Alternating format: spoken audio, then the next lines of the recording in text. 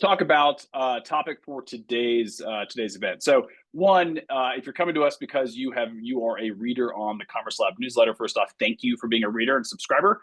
We are going to be doing these live events ideally about once a month, and the idea is that we want to be tackling one big major either problem, issue, or opportunity that most of the brands that we work with or we see are constantly trying to optimize for.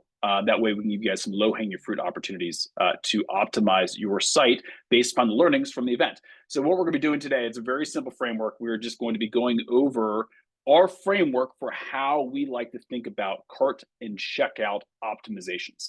So we have a very specific framework that we use at Blue Stout when we are looking at designing carts, when we are thinking about how to better improve conversions on carts and checkouts. So I'm going to walk you through that framework here today.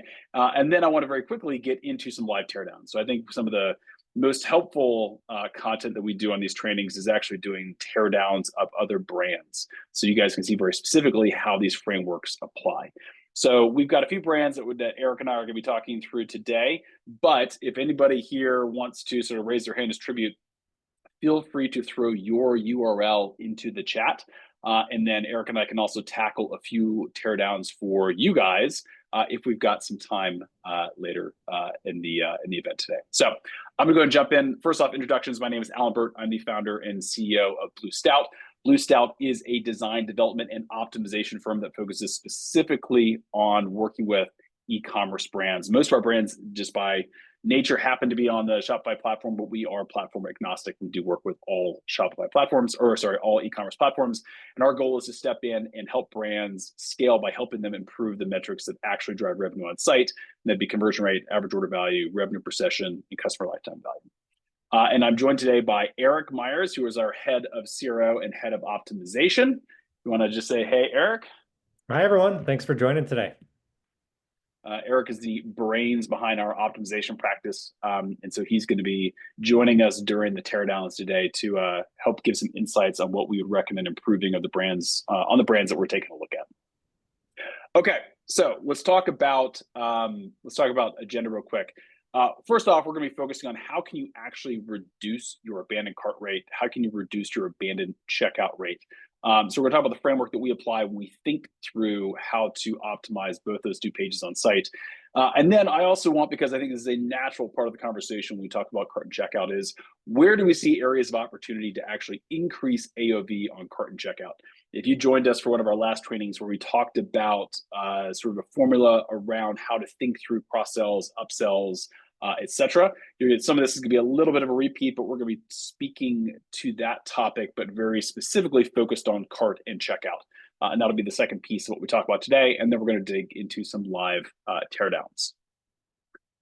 So let's start first off with a framework. So what is our framework when we're looking at new sites or we are designing sites from the ground up? What is the framework that our team likes to use when we think about how to best optimize for cart and for checkout?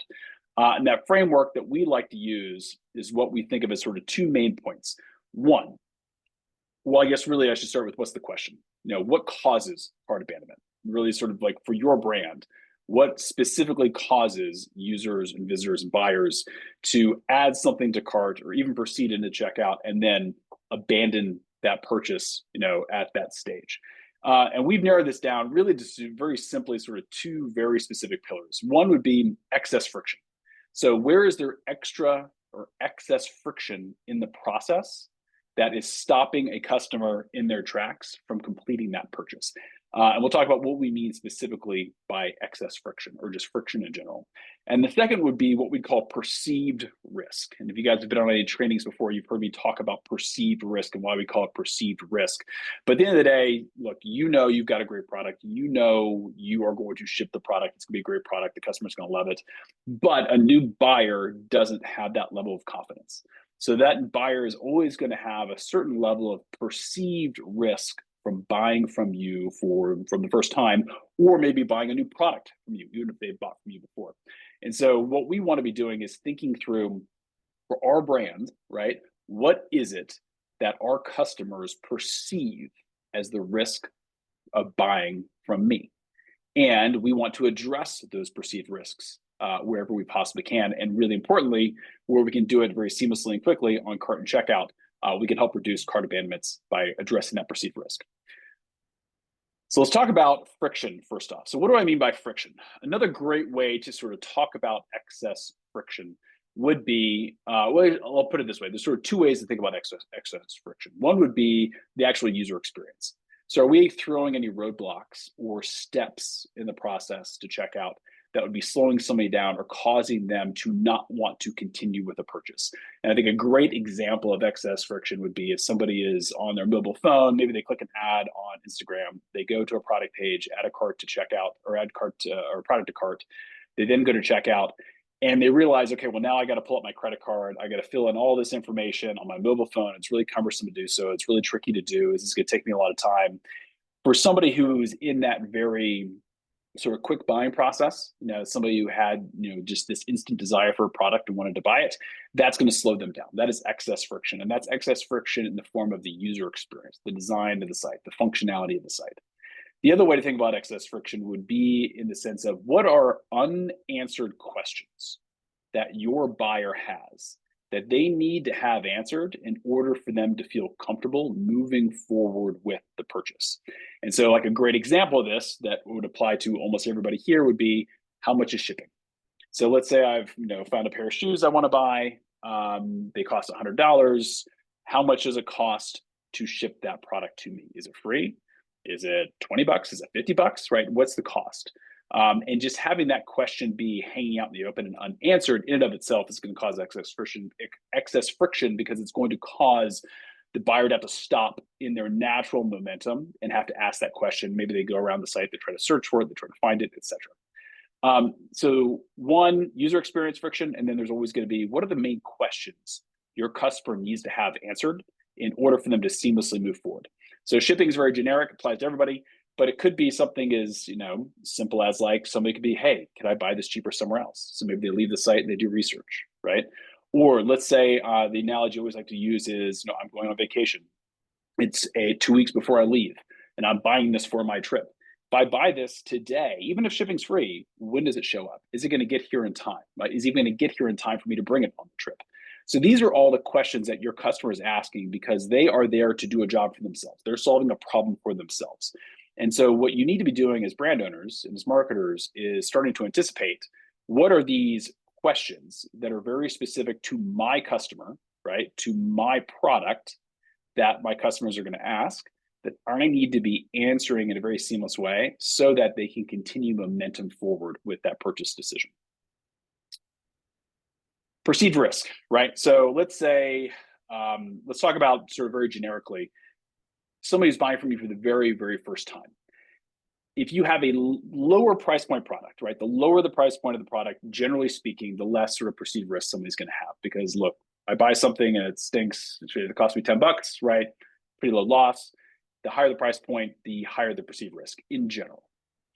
Also, think of it as like the more at stake. If you sell consumable products, if you're a CPG brand and you sell supplements, much higher perceived risk associated with something that you're going to ingest or use or put on your skin, if it's skincare. So every brand is going to have a different level of sort of perceived risk from their buyer. But what can you be doing to specifically calm that perceived risk for your buyer? Now, a lot of this you want to be layering into other elements of the page, into your product page specifically. But if we're talking about cart and we're talking about checkout, what are things that we should be, as examples, making sure we are communicating in order to lower that perceived risk? And so a few really good examples would just be very targeted customer reviews. Can we pull out a very specific quote from a customer? Can we remind them that we've got 5,000 five-star reviews, right? If we offer free shipping, free returns, or free exchanges, right? Or warranties or money back guarantees, anything that can take somebody who has a moderate to high perceived risk of making a purchase from you and all of a sudden go, oh, you know what? This actually is not a big deal. If I don't like it, I can return it. I can return it for a day, 60 days, 90 days. I can get a free exchange, money back guarantee if I don't like it. All of these types of things can be used and layered into that cart and checkout experience so that you can calm those perceived risks. So these are the frameworks. Now we could spend all day sort of talking about the nuances of this for different types of brands or for different types of verticals and industries. But this is the framework you and your team should be applying when you're thinking about how do we reduce abandoned checkout and abandoned carts for our brand. So just a couple very kind of quick examples, and then we'll talk about how we increase AOV here in just a second, and then we'll do teardowns. So if you look at, this is sort of Peak Refuel. They're a great sort of like outdoor sort of freeze-dried food product if you're a backpacker or spending days outside. This is the target market is typically sort of outdoor enthusiasts, and just simple like free shipping to lower 48. Like simple communication that when you're here, they're just very simply answering that question. Now, there's a lot of other things that would optimize on this away, but this is just a good example of communicating free shipping. How far away are you from free shipping? So if you don't get free shipping, right, let's also make sure that we're explaining to buyers how far away they are from actually getting to that threshold. You'll notice also down here for Olipop, they offer 45-day money-back guarantee, and they just layer that very simply right below the checkout. So we're talking about just very simple, very clean communication to help reduce perceived risk in the case of the money-back guarantee, and in the case of free shipping, making sure we're answering any questions that the customers can have, and shipping is obviously a key one in this case. And then an example also from Olipop, because they do a good job of this, also on checkout, is they are layering in that same information on checkout. So once you've proceeded from cart, you've actually started to put in your payment information, shipping information, etc. They're just, and before you actually sort of click pay or click checkout, they're reminding you specifically of that 45-day money-back guarantee, etc. So they're layering in just little bits of communication along the way to help calm any perceived risk of purchase from a buyer, specifically a first-time buyer. All right.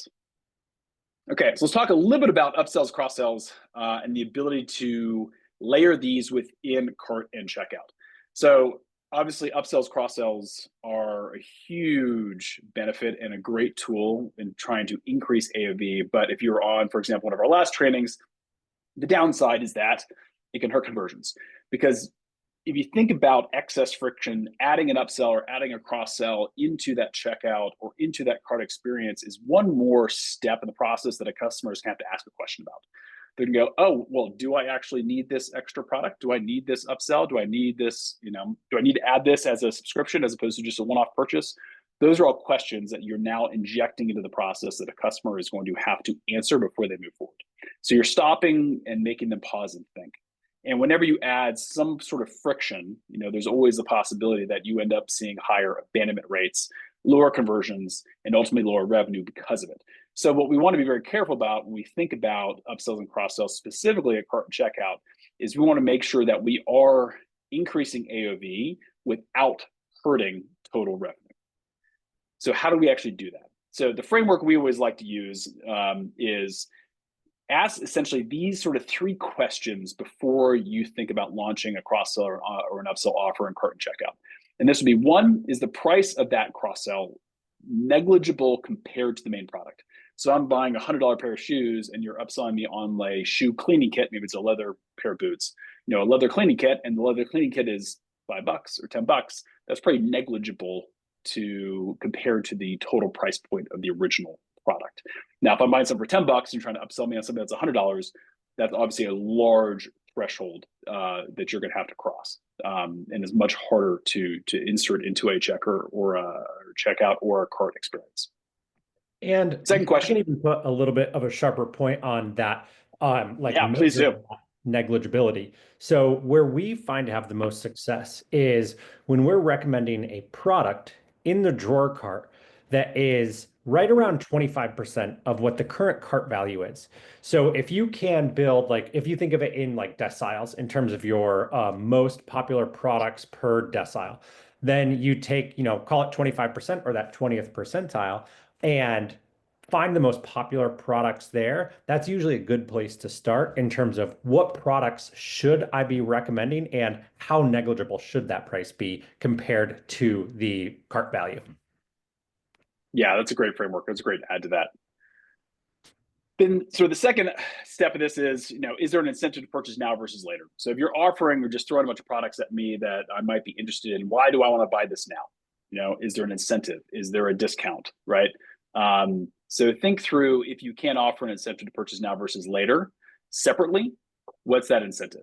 And it doesn't necessarily have to be a discount, right? It could be the fact that they're complementary products that go better together, right? So if I'm buying, a shirt and there is a pair of pants that goes well with it, right? That's something that technically is going to go better together now as a purchase because they actually complement each other, as an example. And then the third question we always like to ask is, does this cross sell make the main product more valuable or more desirable? And so this is sort of an addition to that second question, which is, when we're thinking about what to offer as a cross sell, ideally it's something that's going to enhance the overall purchase experience, and it's going to make everything better. So let's go back to the shoe example.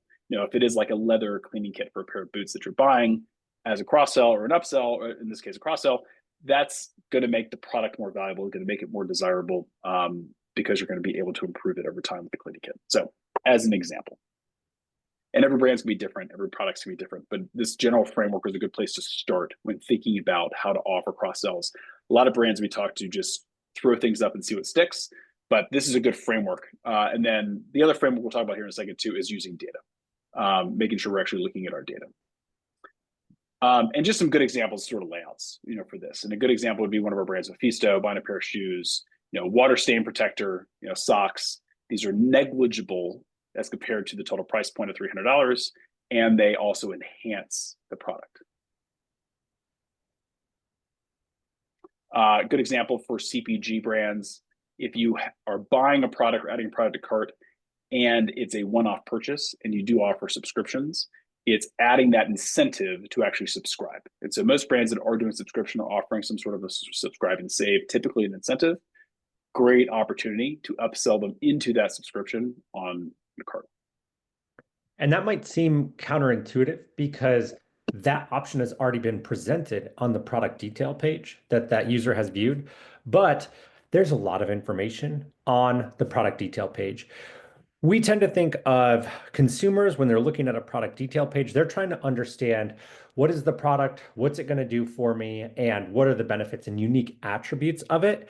They may be a little bit blind to like transactional details, right? Of am I going to subscribe? What payment method am I going to use? So repeating that offer in the drawer cart actually, I think at least for me, had a higher take rate when we started rolling out that option in our brands than I would have expected. Even though it's not a new offering or new message, reminding the user right at the point where their mindset starts to shift towards the transactional details seems to help increase the subscription take rates. Yeah, great addition. And then one last example, and then I've got a question for Eric. And this is back from looking back at actually at October during Halloween, but just a good example of understanding sort of complementary cross sells or upsells for a product. And then if you guys can see this, there's actually Halloween socks as an example in actually in the checkout in the card. This is what the customers added, and we're specifically upselling them on Halloween sneakers, right, and Halloween bows. So and this is a brand that sells more than just Halloween product. This is, all types of clothing and apparel for children. But specifically those upsells and cross sells are being positioned based upon what is in cart because it's very theme oriented during the time of purchase. So it's very, very, very relevant. To kind of piggyback on what you were saying earlier, Eric, in the case for brands where maybe it's a little bit more difficult to pinpoint like what a really natural, obvious cross sell or upsell would be. How should brands think about using their own data to determine what products to test cross selling and upselling in cart and checkout? Yeah, if you're not using an app to surface those that has built-in AI-driven recommendations, then a great place to start is looking at if you're on Shopify and you go into your old analytics reports, you can actually find a report in there called the cart contents report. That'll show which items are added to cart together the most often. I find that to be like the most accessible data point to give us a first starting point to understand a little bit of that affinity of products across the entire catalog in the absence of any, larger, any more like robust product recommendation softwares. Yep, exactly right. And then Lisa had a question in the chat asking sort of what software, or apps that we would recommend. Typically, for the most of the brands we're working with, we tend to find that rebuy, so rebuy being the app, is a great option when looking specifically at upsells or cross sells in cart. Cool. So then just real quick here, we call this, I called this the catch originally. It's like, what's end of the day, it's like we've talked about sort of frameworks, but there's always that risk of adding an upsell or cross-sell and checkout cart is actually going to work in the opposite direction. So this isn't just like a slap something in there if you don't have it and sort of hope and pray that it works, because it actually could move the needle in the wrong direction and hurt conversions to the point where it drops revenue. So really important is one, unless, use the framework that we're talking about here. And then two, validate with data driven. So, leaning on what Eric was just saying, use your data, use your purchase data to make the decisions of what products make the most sense to test. And then we always recommend A/B testing. This is really the only way to know with absolute certainty that when you add a product upsell or cross sell into the cart, as an example, that it actually is going to drive a higher revenue per visitor. But the only way to know that is running as an A/B test. So even let's say you add something in cart as an upsell, and it does decrease conversion, but it also increases AOV at the same time, to the point where you do have a net increase in average revenue per session. That's a win, right? We're okay with a slight decrease in conversion in that case, in most cases. But it's very difficult to be able to look at just data after the fact and determine that. It's always going to be better to run an A/B test to absolutely validate that that addition is actually moving the needle in the right direction. And one of the benefits of using a product like Rebuy, and this isn't a promotion for Rebuy, but just because it got brought up, is that you can do A/B testing within the Rebuy app, which is always great. Cool. All right, Eric, anything else you would add to any of that, sort of the frameworks before we jump into a couple brand teardowns here? No, I think that was great. I think we hit all the highlights. Let's take a couple look at some live sites. Cool. So when we look at live sites, we're always we're basically always just throwing up sites that either Eric or I have been purchasing from recently or looking at purchasing from recently. So those are things that we've actually been interacting with, and that's why they're high on the list here for us. So one of the brands I want to take a look at real quick is this brand called Seeger. If you guys are familiar with these guys have actually started to build a fair amount of traction on social over the last year. And it's essentially an apparel brand, so kind of a Western style apparel brand. Lots of things I would optimize across their entire site. I think they have a ton of low-hanging fruit here that goes well beyond just cart. But let's go ahead and take a look specifically at what that experience looks like if you were to go to a product, add it to cart, in this case, a shirt. I've already got something in cart right now previously, so it's going to show me the hat I added earlier, now the shirt I've added. And this is what we're given. So there's no quick view cart, right? This takes you directly to the cart page. If you see this up in the URL, get rid of that. And this is what we see. So a couple of things that I would call out immediately here. And then Eric, I'd love to get your perspective on this. So first off, typically we tend to see better experiences and conversions when we use quick view cards. So when we're talking about a quick view, we're talking about like a slider that slides out from the right-hand side, especially on mobile experiences.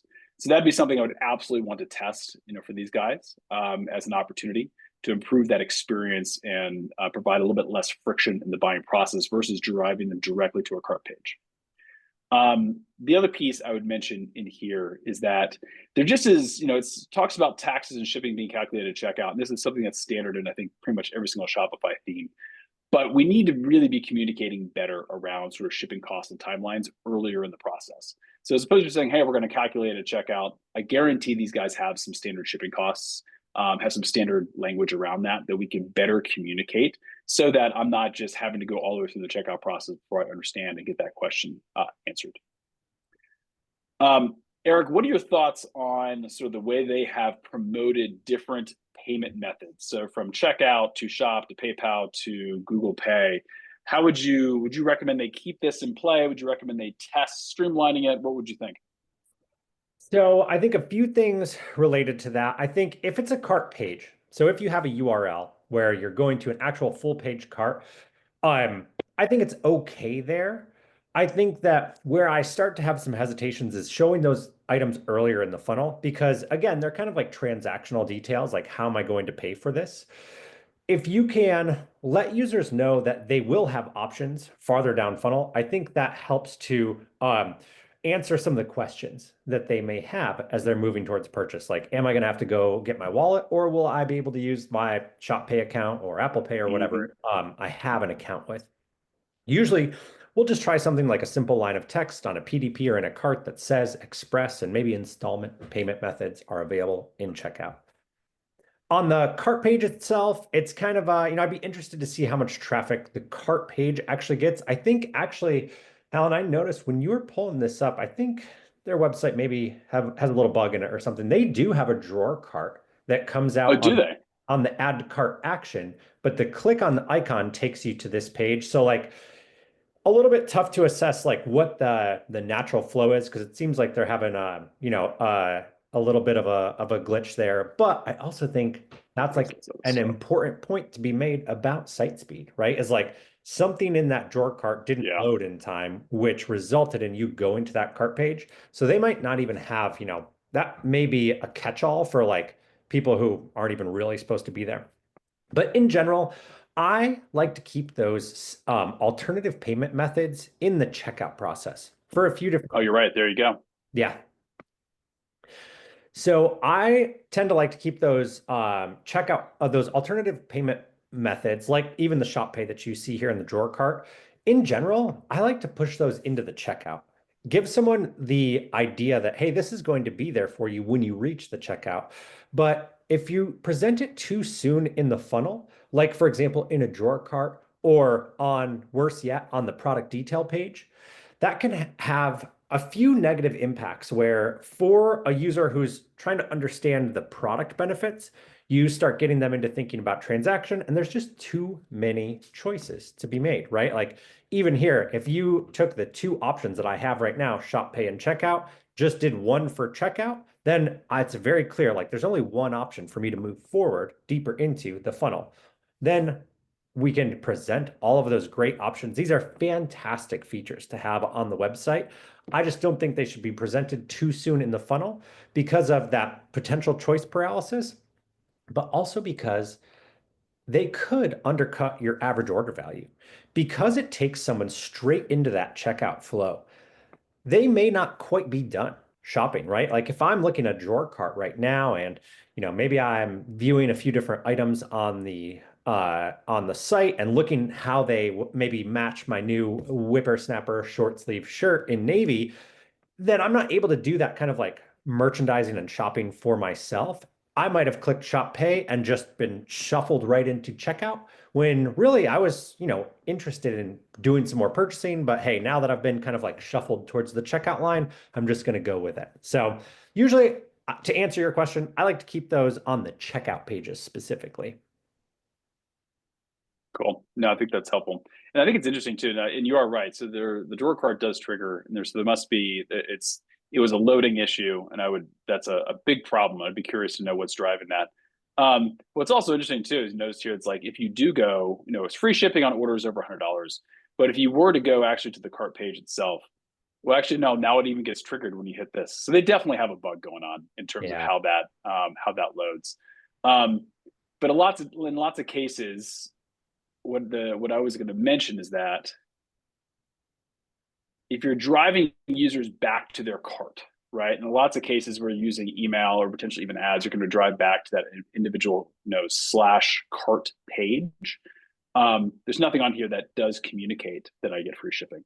So I guarantee, to your point, I would want to know how much traffic is being driven into this page, because the communication here is definitely poor.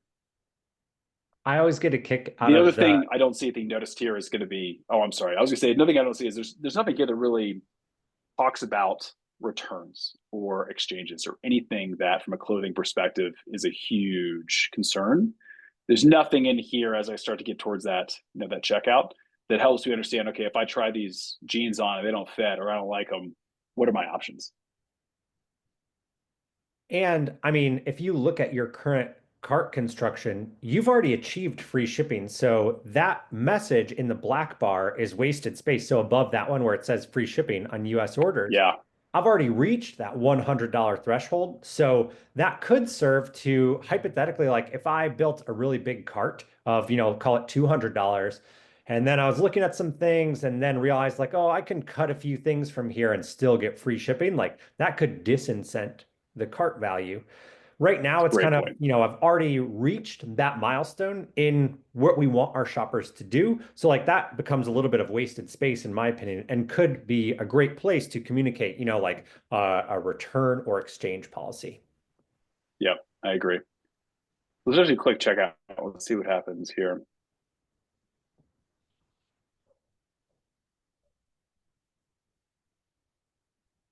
Yep. So I think it's interesting. I'd be curious to know how they landed on specifically what they decided to position in terms of these icons in the checkout. So gear that's meant to be worn, sounds like that's their tagline, right? 1% for the planet, I think is a potentially interesting component here. I'd be curious what you think, your thoughts on that are. Free shipping on all, US orders of $100. I think that's to your point. That could, in this case, actually disincentivize. But I think at this point, nothing's answered my question around returns or exchanges. So I think that to me is still probably sort of the biggest friction point in this entire cart and checkout experience, especially for an apparel brand. It's great that they're using the checkout blocks here, but again, I don't know that any of those points there are really reducing the perceived risk. There are certainly Yeah, benefits, agreed. but they're not addressing risk, which is always at the highest anxiety levels in the purchasing process in the checkout process, right? So like I think there's probably some things that would be interesting to test into there in terms of different ways that they take care of their customers, whether it's the return and exchange policy or warranties or shipment guarantees.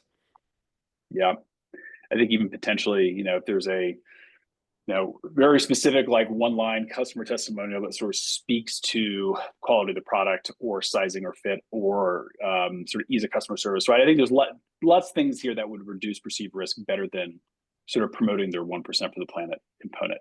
I know that we have seen from testing, not specifically, I think around 1% for the planet, but in terms of like testing more like philanthropic benefits, while those are nice, they're not the reason people are here to purchase. And so I think while it absolutely adds to the story, for most users, I don't think this is necessarily going to cause them to move forward with something that maybe they have a level of risk associated with.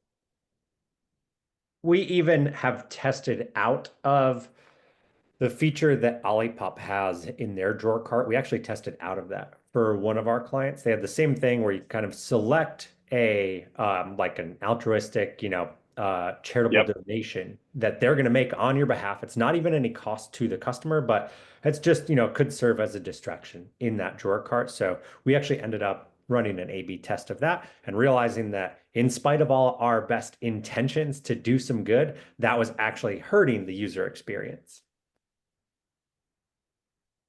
Awesome. Anything else you'd add on Seeker? Or do you want to jump to either BPN or Rafa?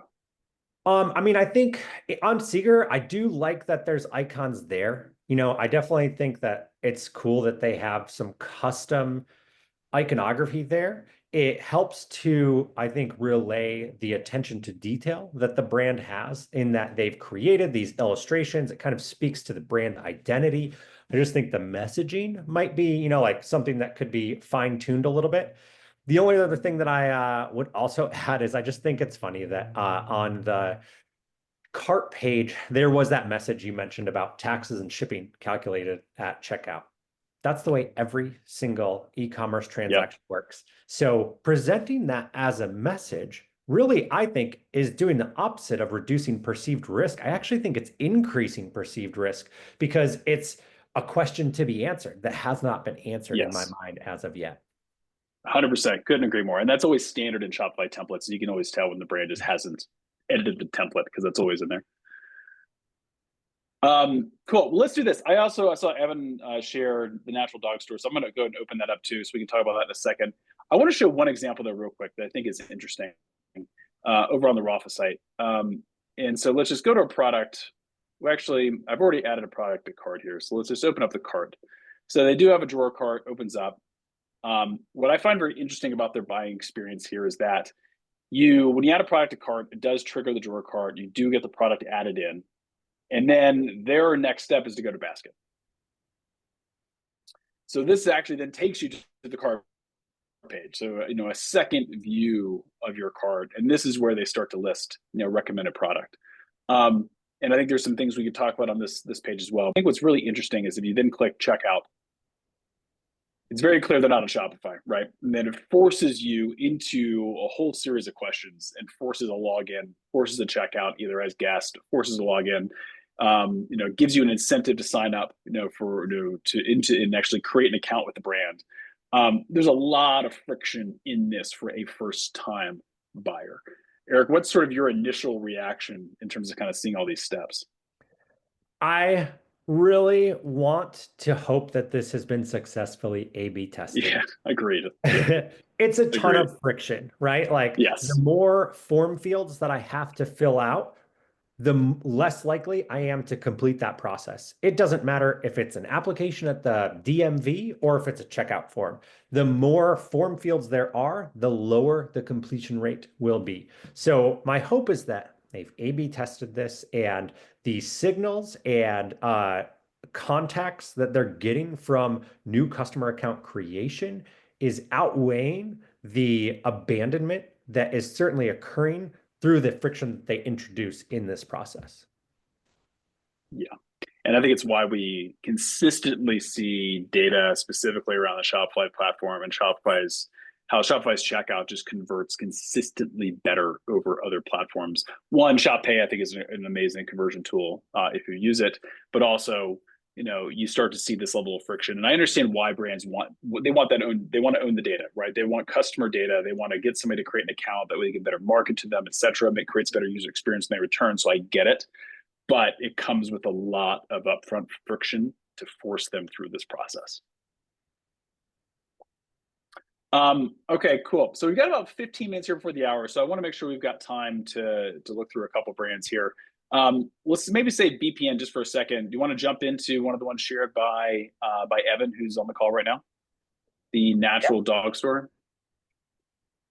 All right. So opened up.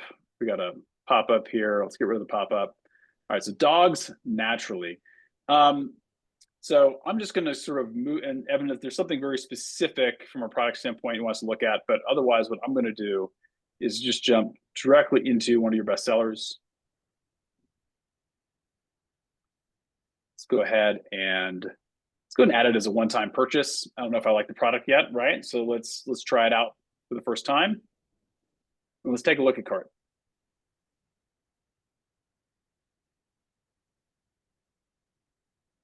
This looks really good. I mean, it's already hitting Yeah. a lot of the things that we mentioned, right? You have your product recommendations, you have a Yep. motivator bar to reach free shipping, and there's the auto ship or subscription upsell here. The only thing I think that I would recommend kind of like is maybe adding some more of those trust signals. Even Agreed. something as simple as like a safe and secure checkout, like simple line of text that just says safe and secure checkout below the checkout button. Stuff like that, even if it is just a small addition of copy, tends to help with initiate checkout rates. I think it also sometimes has like the added benefit in that a lot of times if the checkout button is the bottom element on the cart, some browser bars, especially on mobile, can end up covering that up or making it a little bit more difficult to find. So I think placement wise, I love to put a little text below the checkout button. And I think it serves two purposes. If we can communicate some level of trust, whether it is a money back guarantee that you have, a return policy, or just like letting people know that it is going to be a safe and secure checkout ahead. One other thing that we've had some success with, kind of like in this section of the cart that was really surprising results to me. And that's why I love A/B testing because while we seek to run A/B tests and establish new best practices, there are often things that regularly pop up that are surprisingly impactful. We have had some success testing around the verbiage in the term, whatever the term on your button is, whether it's like begin checkout or proceed to checkout. We've actually had a lot of success just like softening that verbiage. I think of it as like continue, just the word continue or continue to cart, continue to checkout, something like that. I think because what happens is it relies on this natural phenomenon that we as humans have just hardwired into our brains. It's called the Zeigarnik effect, where people tend to feel a need to finish unfinished or interrupted tasks. So if right now just check out, like it's not really calling you to action, it's just telling you that like, oh, this is where we're going to go. If you let someone know that it feels like this is the way to go to continue the process or the task that you've already began is a great way to help encourage depth in your funnel. Eric, any thoughts on the term auto ship versus subscribe? I don't know if have we ever tested that before? I don't know if I have actually tested verbiage wise, like subscribe and save versus auto ship and save. I do like it though, because I think that, in theory, I could certainly make an argument that the subscription business over the years has, for a while was not well regarded at all. I think, the prominence and prevalence of it throughout e-commerce sites has changed a lot of behaviors or perceptions rather in the consumer market, but there still could be some hesitation there. But what it also does is, subscribe is just a way in which I interact with my purchases, whereas auto ship feels more like a benefit, right? Like this is Yeah, automatically agreed. going to ship. I don't have to remember to go back and buy it. I don't have to remember to go to the store, put it on my grocery list. I just click auto ship and I know it's automatically going to show up at my door on a cadence that I've selected. Yeah, I think it's super interesting. It's funny, just as you were saying that Lisa made a comment where to her it sounds like a benefit. So I think it's not just you. It's and I would agree. I think it also sounds more like a benefit. I think the question I would have, which is why I think it would be worth testing, is that if you think about just general comfortability with buying, and subscription is obviously very it's something that lots of CPG brands offer, right? And so it's a very common term, right? And so I think the downside here is that by calling it something different, you are you know introducing a step where somebody has to pause and go auto ship. Is that the same thing as subscribe in some cases?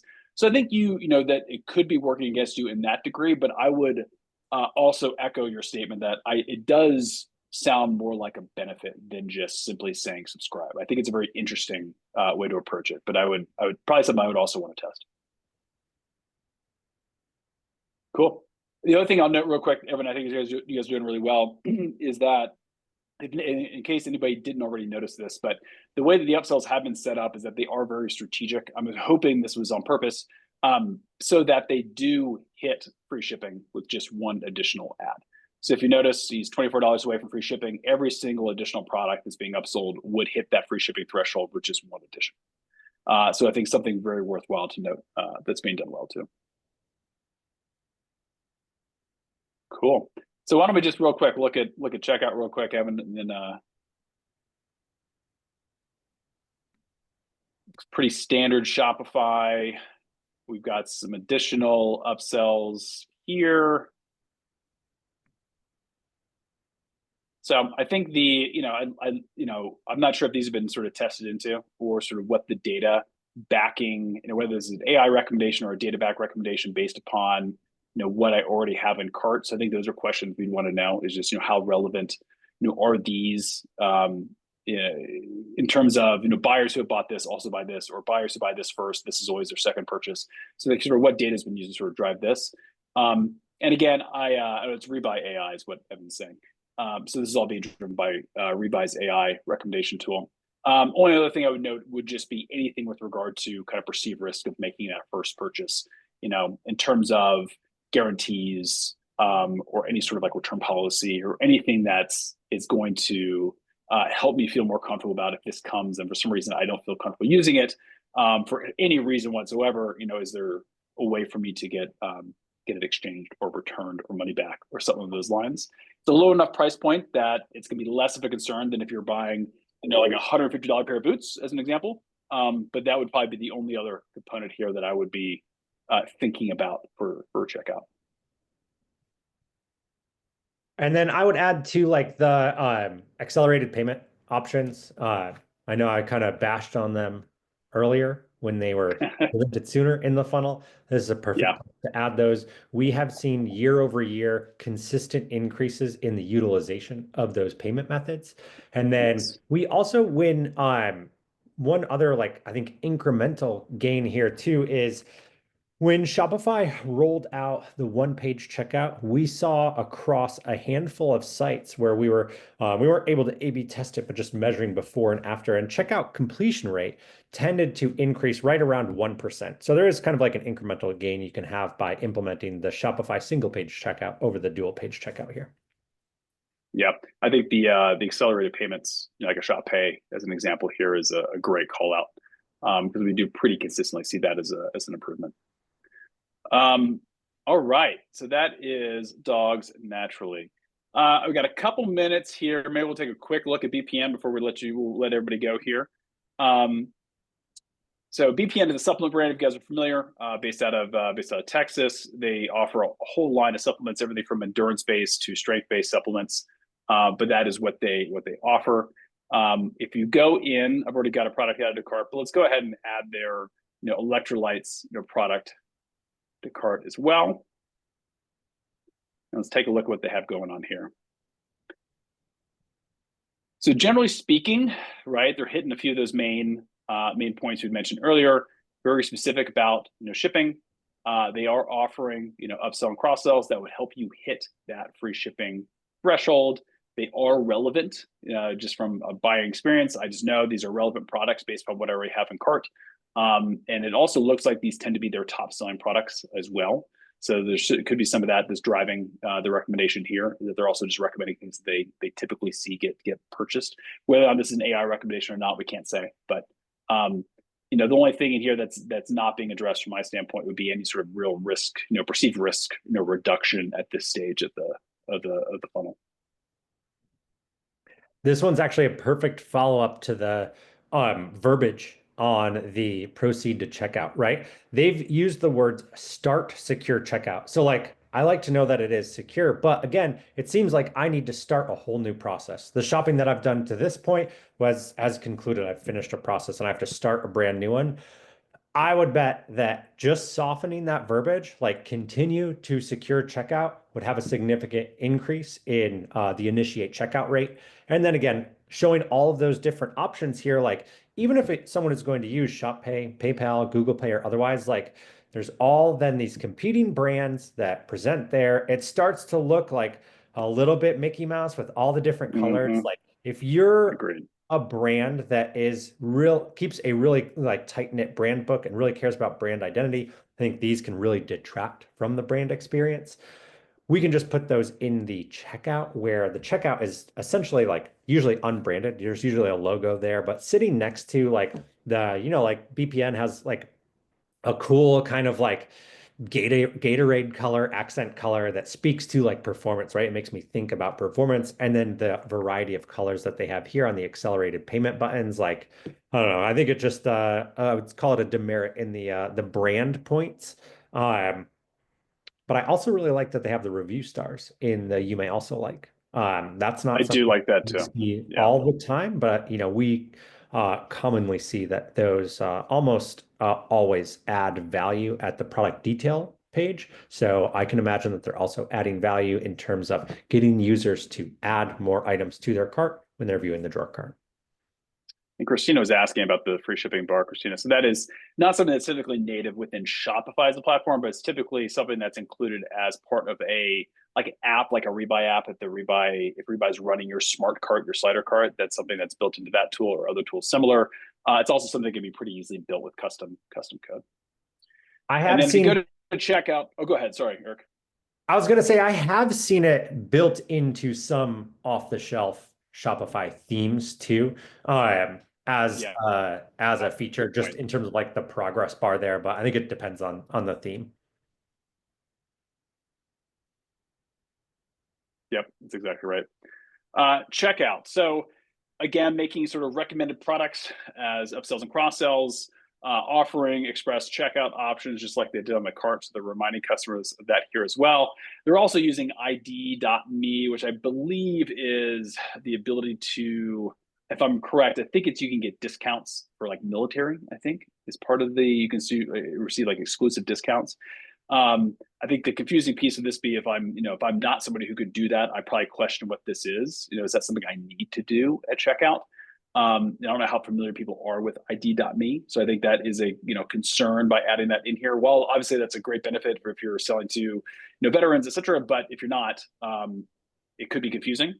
And then, I think the bare standard, all BPM products are third-party tested to verify they do not contain unsafe levels of contaminants. I'm hoping that was tested into as well, but I sort of see that again as a good example of a perceived risk reduction asset, assuming that is actually working well for them. But with anything like a consumable product, calling out that this has been third-party tested or actually stating who it's been third-party tested by, I think is a good strategy.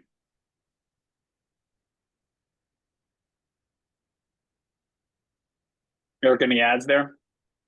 The only thing I would add is like the text offers, like putting that, again, it's another field.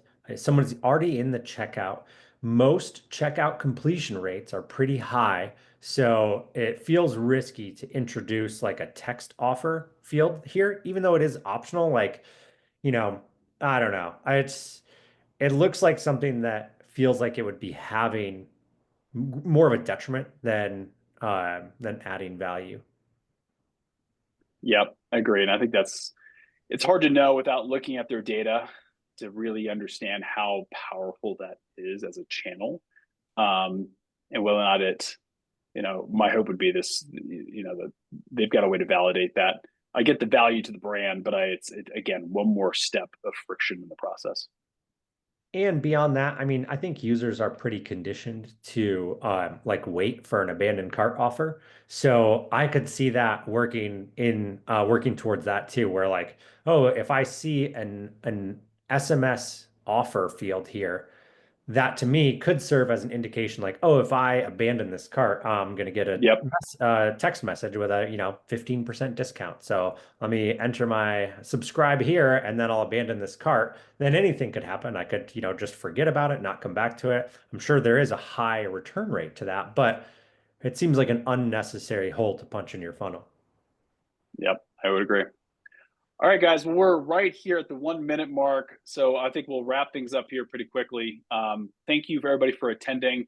Always like to call out for if it's your first time attending one of our events, if you are a brand that is doing, ideally over 100,000 sessions a month, if you're also doing over 50,000 sessions a month, that is enough.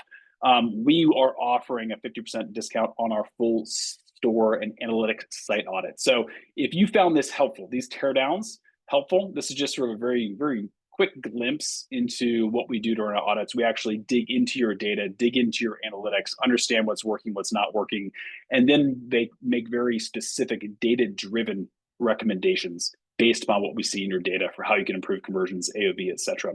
So if that's something that is interesting to you, you can just go to bluestout.com/strategy and book a call and talk to somebody of our team, and we'll get you all set up with an audit. But that's all I've got for you guys today. Thanks everybody for joining, and we'll stay on the newsletter. We'll let you know when we're doing the next event in March. Eric, anything you want to add there? That's all for me. Thanks, everyone. Cool. Thanks, everybody. Thanks, guys.